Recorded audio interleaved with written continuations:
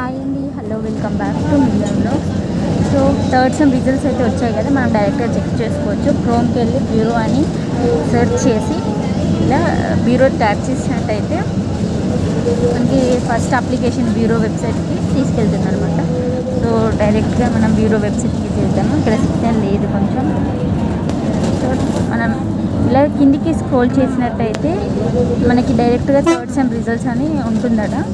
Third sem results అని out అని ఉంటుంది. అక్కడ డైరెక్ట్ దాన్ని క్లిక్ చేసినట్టయితే మనకి అడ్మిషన్ నెంబర్ అది అడుగుతుంది అనమాట.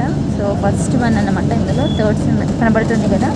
సో ఇక్కడ చెక్ చేసినట్టయితే ఇక్కడ మనకి అడ్మిషన్ నెంబర్ అని అడుగుతుంది కదా.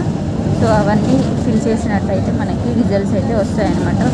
సో థర్డ్ సెమిస్టర్ అక్కడ స్పెల్ అనేది మీరు ఆటోమేటిక్ అడ్మిషన్ నెంబర్ ఫిల్ చేశాక అదైతే వస్తుంది అనమాట. ఆ తర్వాత అది కూడా ఫిల్అప్ చేసి సబ్మిట్ చేస్తే మన రిజల్ట్స్ అయితే వస్తాయన్నమాట. సో ఈ వీడియో అయితే బస్సులో ఉండి చేస్తున్నాను, అందుకే చాలా డిస్టర్బెన్స్గా ఉంది, సారీ ఫర్